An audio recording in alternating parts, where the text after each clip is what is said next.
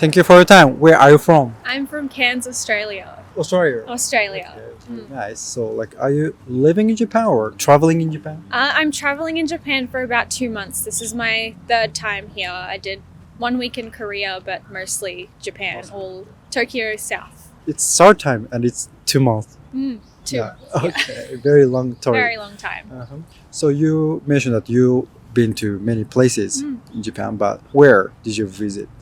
So I have visited all the way down to Nagasaki, including stops along the way, obviously like Kyoto, Osaka, but I've also been to Nagoya, Okayama, Matsuyama, Beppu, Wow.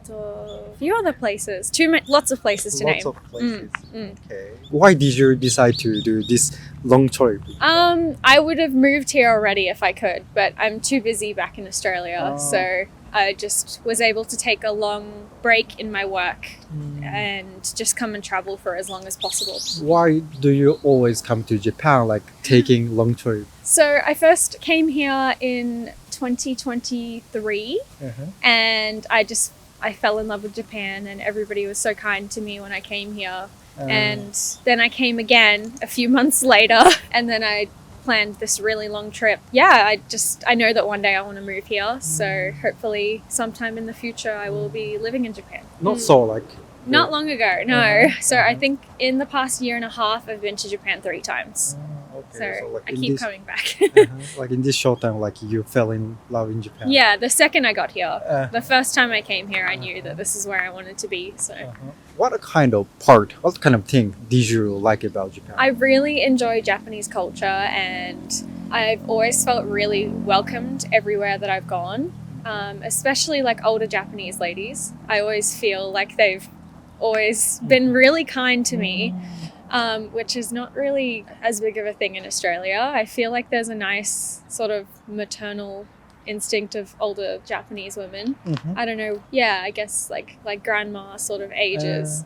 Yeah, so even though I only speak a little bit of Japanese, even if I'm going to like onsens and stuff like that, they've always been really welcoming to me and willing to teach me how to live in Japan, which is really nice. But I guess culture and food and fashion and everything about Japan, the landscape, all different nature in each prefecture is everywhere so different and so diverse. It's really beautiful. Yeah. Like you mentioned that you had a good communication with older Japanese women. So you seem to have some good memory, good story with them. Could you share some of them? Like some of the story? I guess like a nice memory is when I was in Matsuyama, maybe about 3 weeks ago. I went back to Dogo Onsen. I've been to Matsuyama twice and I changed my entire trip to make sure I go back to Matsuyama again. That's how much I loved it. And the second I got in there, all of the older ladies that were working there were able to like give me my yukata and teach me how to be in an onsen. And the second I got inside, like I was just overwhelmed by the culture inside of Dogo Onsen because it's the oldest bathhouse in Japan, and there's still a room for imperial family to go and visit, which is incredible. The second I actually got into the onsen, I'm a foreigner, I've got tattoos, like I'm quite out of place. But the second I got in there, I had all these Japanese grandmas talking to me in Japanese. It's almost like I felt like I fit in there, which was a very nice experience. Even though I could only understand little bits, it was nice to feel very welcomed in Japan. That's very nice. That's very nice story. Okay, like before the interview, when I talked with you, you mentioned you liked Matsuyama so much. Is it one of the reasons? I would say that's one of the reasons. And just the landscape in Matsuyama. I took a train down to, I went to Aoshima Cat Island, where it's full of cats. And the train along the coast there in Ehime is sort of, you can see from Spirited Away, the Ghibli film, along the coast there, it's so close to the water.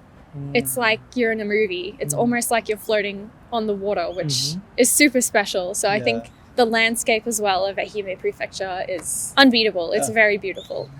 I also been to Matsuyama. I like their landscape. It's amazing. Food was also good, right? Yes. Yeah, really nice food there. And citrus fruit. I think they're oranges and they have mandarins. And everywhere you go in Matsuyama, they have taps, like a tap in the bathroom where you pour it and you get fresh orange juice. Yes. It's just everywhere you go, there's orange themed everything. And cats. Oranges and cats are everywhere in Matsuyama. That was surprising coming to. Yeah, it's so cool. Super cool. Very interesting. So you shared some good memories in Matsuyama, but you've been to many places. So I'm curious about other story in other prefecture. So like, could you share a few of their highlight in some places in Japan? Okay, I guess some more like touristy known places. In Nagano, where you can go and visit snow monkeys in the onsens. I've been there, and that pretty much changed my life. That was pretty amazing to see. Your life? Yeah, like they're just snow monkeys in the mountains bathing in onsens. That's amazing. Super cool that they know how to do that. And I think going and visiting the Hells of Beppu, I think that was pretty cool, just to see all of the different volcanic activity that's like sort of happening in that area. It's like the mud baths, and there's like the steam just coming out of the ground. It's incredible that civilization has managed to live in such a crazy area. That's pretty cool there. Yeah, I really like that. I guess a lesser known place, like in Okayama, one of the most beautiful parks I've ever been to is in Okayama, and the best matcha I've ever had is at one of the tea houses in the Okayama Park. So I definitely recommend going there. It's only like, you can just stop on the Shinkansen and stay there for a few hours in Okayama, visit all the museums and art museums, and then leave. You can go straight down to Osaka, Kyoto, wherever you want to go. Yeah, it's a really nice little place. Is it like park? Yeah, the park. Yeah, in Okayama. You seem to enjoy like outdoor places like nature, parks, and so on. Yeah, very much so. I just got back to Tokyo from Hakone, and Hakone is some of the most beautiful nature I've ever seen anywhere. There's just trees everywhere. It's super hard to get around because it's like a national park full of nature, but Hakone is very, very beautiful. I've never been to Australia, but Australia seems to have also nature. Like, are there some difference between like Australia and Japan, like in terms of nature, like parks, like outdoor? Yeah, there's definitely differences. However, I've noticed similarities between like where I live from Cairns, we have the Great Barrier Reef, and we have the oldest rainforest in the world.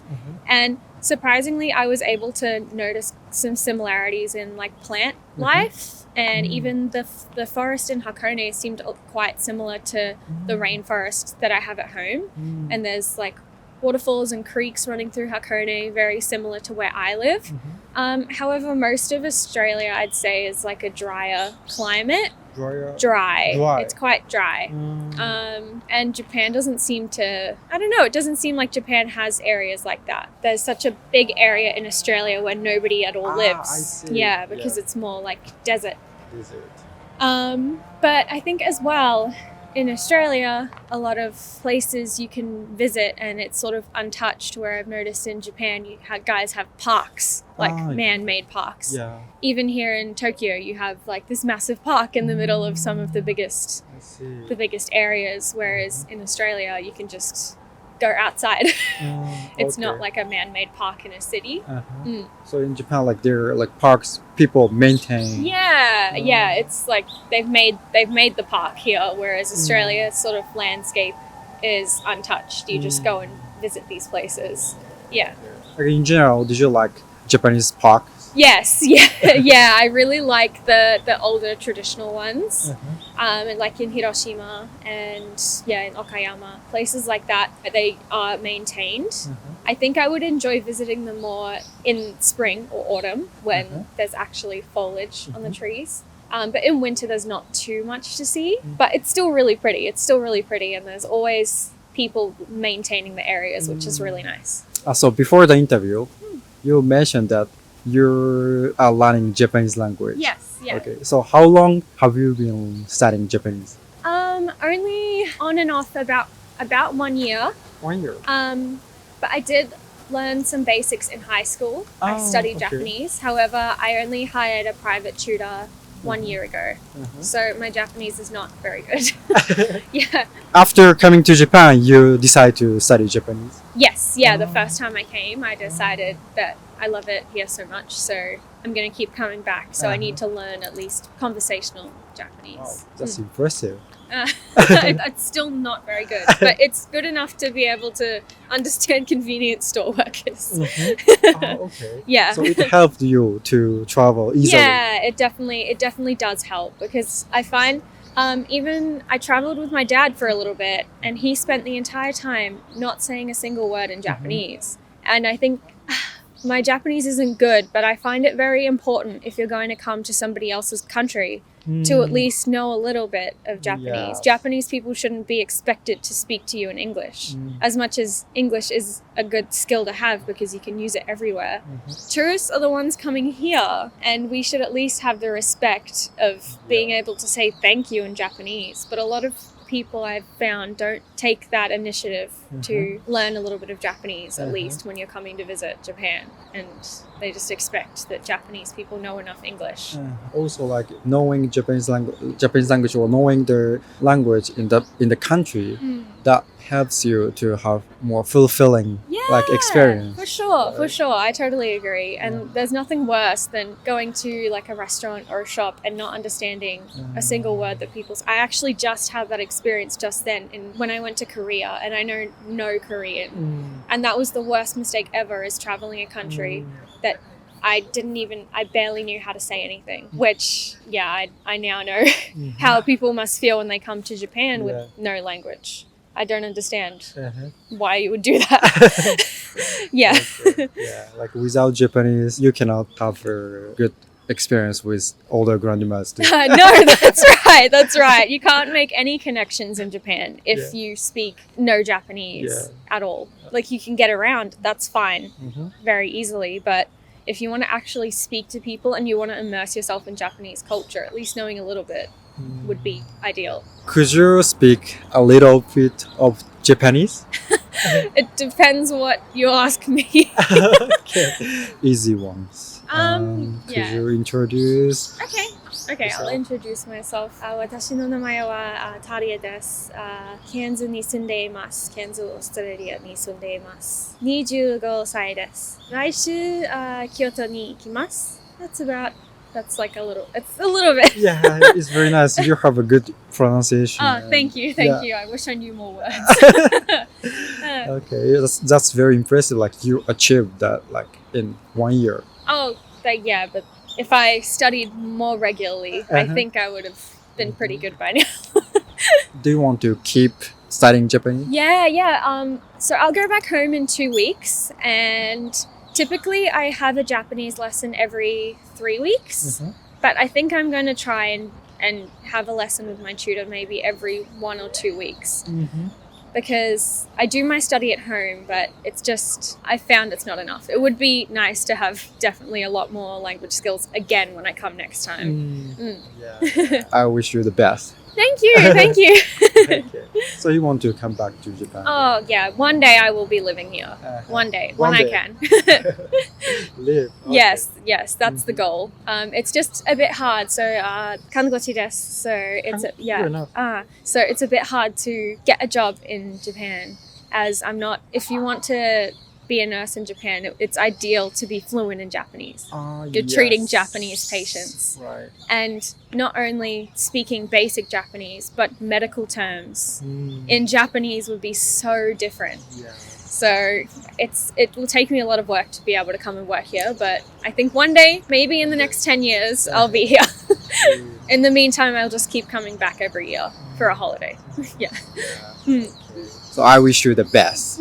Arigatou gozaimasu. In the future, you've been to Japan multiple times and you brought back something to your country. What kind of things did you bring back to your country, like spiritually and materially? And what kind of thing do you want to bring back this time?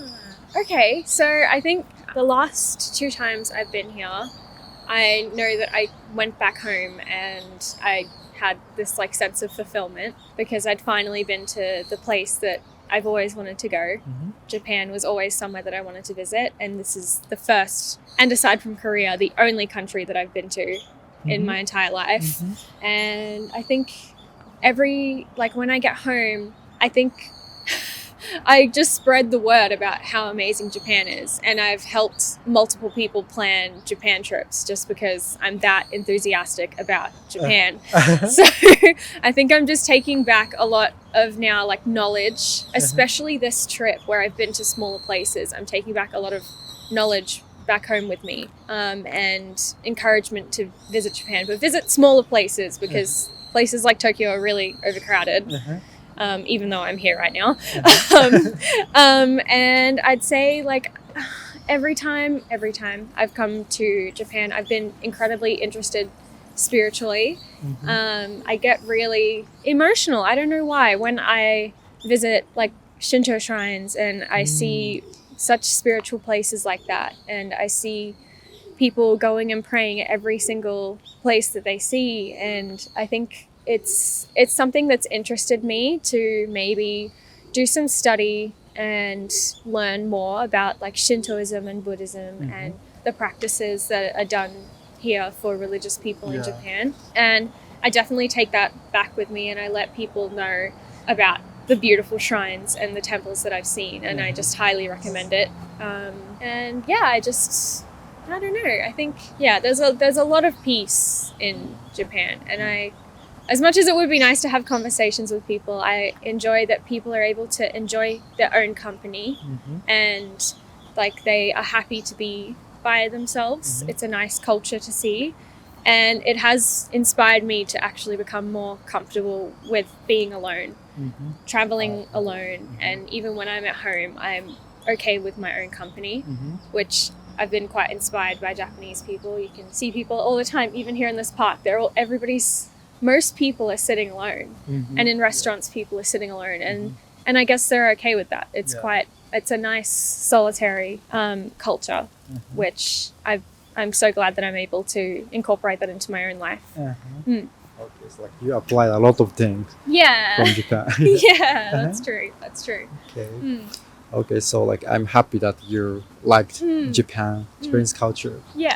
So as for interview, that's all. But it was very interesting to hear your talk. Thank you. It was nice to talk with you. Thank you so much. Thank you. ありがとうございます。ありがとうございます。Thank you for your cooperation. Where are you from? From Algeria. It's in North Africa, but I live in Dubai. How many times have you been in Japan? Actually, this is the first time. Okay. Yeah. Today, I'm asking foreign people what kind of impressions they get in Japan. So, firstly, what was the first impression when you just arrived in Japan? It was like, wow. Like the first time I see Japanese people, and they're really nice, like really helpful and cooperative, and it's smiling, Arigato. That's it. I really like it. If you describe Japanese people by one word, what is it? Nice. Nice. Very nice. Okay. Yeah, like when you see them, they're always smiling, like hello, hi, very happy. What do you think about like city, street in Japan? It's very clean, to be honest. Like when you look around, there is no trash, like it's very well put together, and also not confusing, like you kind of know where to go. It's easy to figure out. Even subway system not complicated? No. No. Subway is very confusing. I have to ask for help every time. But like for me as a tourist, of course, but for someone who lives here for their whole life, it's going to be easy. Okay. Yeah. So what is the main transportation in Dubai? It's the same, it's metro. Okay. But in Dubai, you only have 2 lines. Oh. Yeah. For the whole Too Dubai. Simple. It's very simple. One is the red line and the green line. Okay. The red line takes you throughout the whole Dubai, like it's a straight line. Okay. And then the green line, it's like around it. Like it goes to districts that the red line doesn't go, so it's like a circle around it. Is it enough? Yeah, it's very enough. It goes everywhere. Okay, nice. Yeah. So compared to like Dubai's subway, Tokyo's subway is too chaos. Yeah, in one word. Okay. Dubai, I imagine it's very like expensive. It is. And what was expensive here, even for someone who live in Dubai? I think it was the train ticket from Narita Airport to Nipuri. Yeah, it was around, for me it was 78 dirhams, which is very expensive. Like for in Dubai, there is no train ticket that costs that much. So that was the it's with the Skyliner. Yeah, that was the expensive thing. Lastly, what do you want to say to people who want to visit Japan? Do it. Don't even think about, oh, it's expensive. Trust me, do it. But also make better plans. Don't be like me. And exchange your money at the airport. Don't be like me. I got stuck in the train station because I don't have Japanese yen. So yeah, make your preparations and come to Japan. Thank you so much. You're welcome. My pleasure. ご視聴ありがとうございました。いかがだったでしょうか？動画のご感想やテーマのご要望などコメント欄で教えていただけますと幸いです。たくさんのコメントお待ちしております。チャンネル登録の際は通知ボタンもお忘れなく。